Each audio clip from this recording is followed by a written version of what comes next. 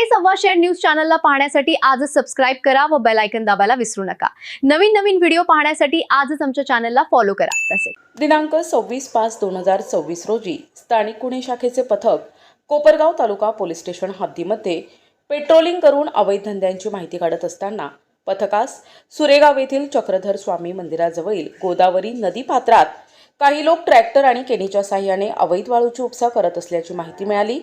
त्यानंतर पथकाने सुरेगाव शिवारात गोदावरी नदी पात्रात जाऊन खात्री केली असता गोदावरी नदी पात्रात काही लोक ट्रॅक्टर आणि केनीच्या साहाय्याने अवैध वाळूची उपसा करत असल्याचं दिसून आलं। तेव्हा पथकाने त्यांच्यावर छापा टाकण्याकरता जात असताना काही लोक पळून गेले। काही इसमांना ताब्यात घेऊन त्यांचे नावगाव विचारले असता त्यांनी त्यांची नावं अमर माधव मेहरखांब, राहुल चांगदेव पगारे असे सांगितले।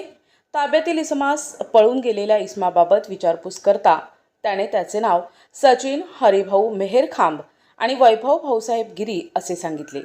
आरोपीच्या कब्जातून 15 लाख रुपये किमतीचे 3 ट्रॅक्टर, 75,000 रुपये किमतीचे वाळू उपशाकरता वापरण्यात येणारी लोखंडी केनी असा एकूण 15,75,000 रुपये किमतीचा मुद्देमाल जप्त करण्यात आलाय। ताब्यातील आरोपींविरुद्ध कोपरगाव तालुका पोलीस ठाणे येथे गुन्हा दाखल करण्यात आला असून पुढील तपास कोपरगाव तालुका पोलीस ठाणे करत आहे। अहिल्यानगर जिल्ह्यामध्ये कोठेही अवैध धंदे चालू असल्यास स्थानिक गुन्हे शाखा अहिल्यानगर येथील फोन नंबर 0241 241 6111 डायल 112 यावर कळविण्याबाबत नागरिकांना आवाहन करण्यात येत आहे।